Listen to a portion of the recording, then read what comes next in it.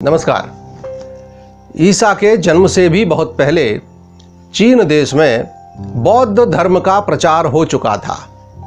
चीन सम्राट मिंगडो ने तो ईस्वी सन 67 के आसपास बौद्ध आचार्य कश्यप मातंग और धर्म रक्षक को ससम्मान चीन आमंत्रित किया, जिन्होंने बौद्ध धर्म के अनेक ग्रंथों का अनुवाद चीनी भाषा में कर वहाँ बौद्ध धर्म की जड़ें मजबूत की।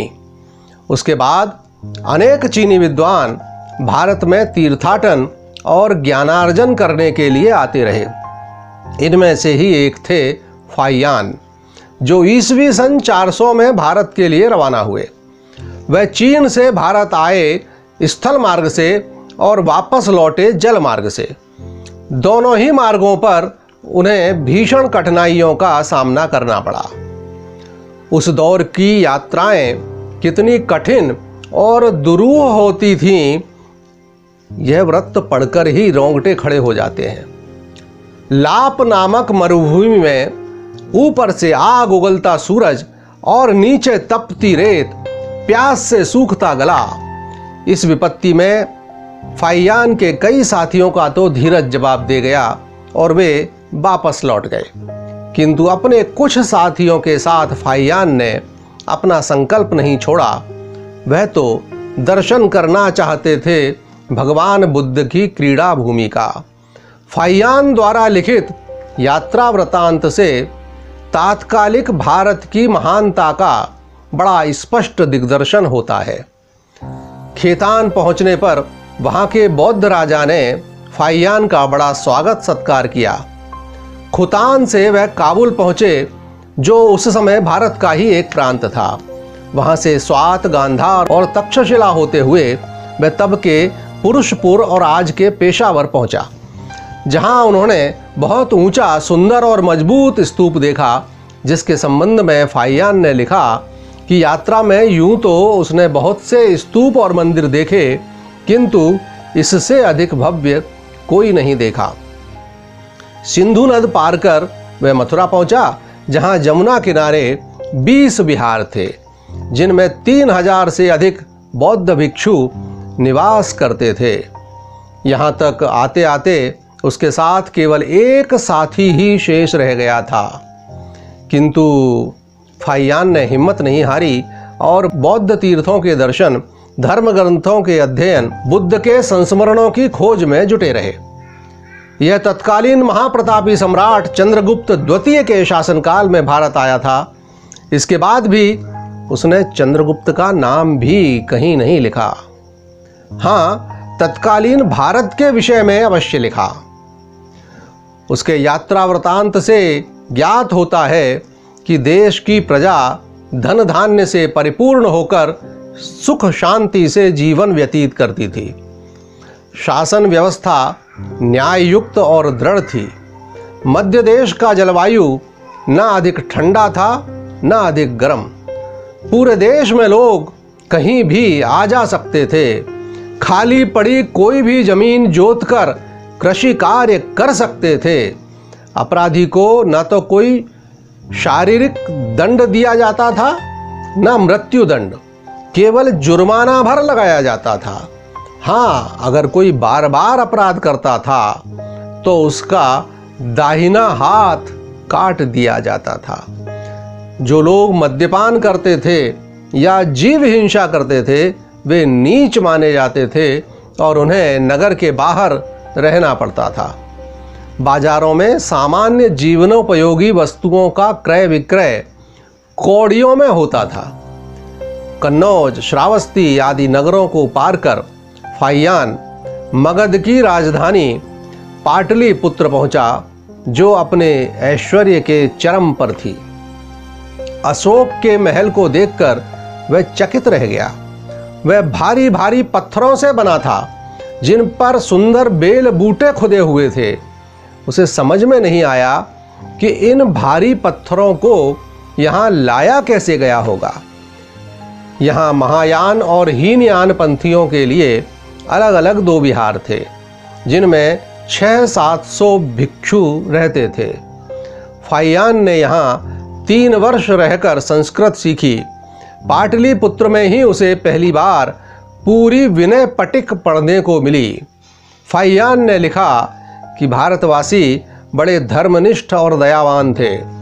जिन लोगों को परमात्मा ने धन संपदा दी हुई थी, वे केवल स्वार्थ के लिए उसका उपयोग नहीं करते थे, परोपकार उनकी सहज वृत्ति था। जगह जगह सदाव्रत खुले हुए थे, धर्मशालाएं थीं, निशुल्क औषधालय थे। ना कोई भूखा रह सकता था, ना ही बिना उपचार के। राजा सर्वप्रिय था और शांतिपूर्ण ढंग से शासन करता था। प्रजा के कामों में किसी प्रकार का हस्तक्षेप नहीं किया जाता था।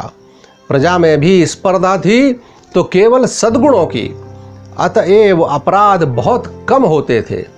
हजारों मील के लंबे सफर में फाहियान को कोई डाकू या ठग नहीं मिला। भारतवासियों को इतनी सुख समृद्धि में रहते देखकर फाहियान ने उनके भाग्य की सराहना की।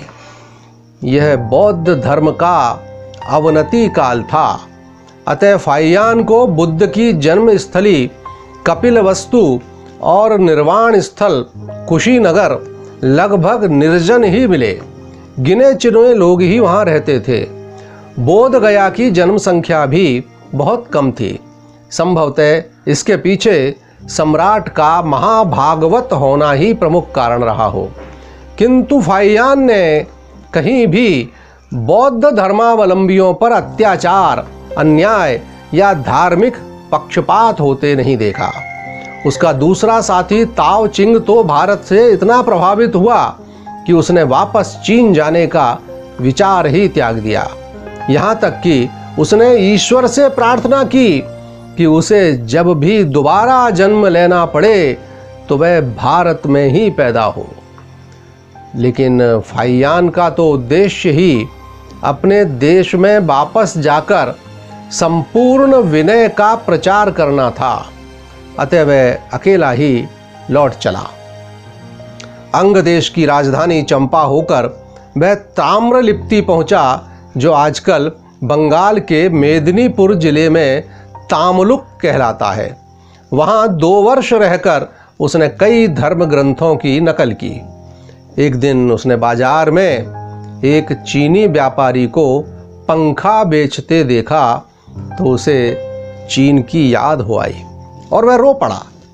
वापस जाने को व्यग्र हो गया। चीन की याद सताने लगी। संयोग से उसे चीन जाने वाला जहाज भी मिल गया। 100 यात्रियों को लेकर जहाज चीन को रवाना हुआ, किंतु मार्ग में तूफान आ गया और जहाज की पैंदी में भी छेद हो जाने से उसमें पानी भरने लगा। जहाज को हल्का करने के लिए बहुत सा सामान समुद्र में फेंकना पड़ा। फाहियान के बर्तन भी समुद्र में फेंक दिए गए। भाग्यवश तभी एक टापू मिल गया जहां जहाज की मरम्मत की गई और वहां से सब लोग सकुशल जावा पहुंच गए। जावा में उन दिनों सनातन धर्म का ही बोलबाला था। बौद्ध धर्म की कोई चर्चा भी नहीं थी। 5वें महीने में एक दूसरे जहाज द्वारा फाहियान चीन की ओर बढ़ा। मार्ग में इस जहाज को भी आंधी पानी ने घेर लिया। एक व्यक्ति ने विचार कर कहा कि इस भिक्षु को साथ लेने के कारण यह विपत्ति आई है, इसको कहीं किसी द्वीप पर उतार देना चाहिए। शायद अन्य सहयात्री यह कर भी देते, किंतु एक दयालु यात्री ने कठोरतापूर्वक कहा कि अगर ऐसा किया गया तो वह चीन पहुंचते ही इसकी सूचना वहां के बौद्ध राजा को दे देगा। डर के मारे यात्रियों ने फाहियान को उतारने का विचार छोड़ दिया और कई दिनों बाद अंततः जहाज ने चीन की भूमि को स्पर्श किया और सबने परमात्मा को धन्यवाद दिया।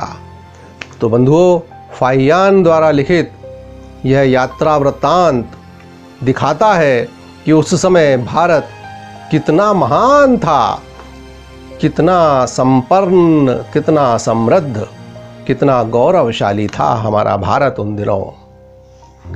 नमस्कार।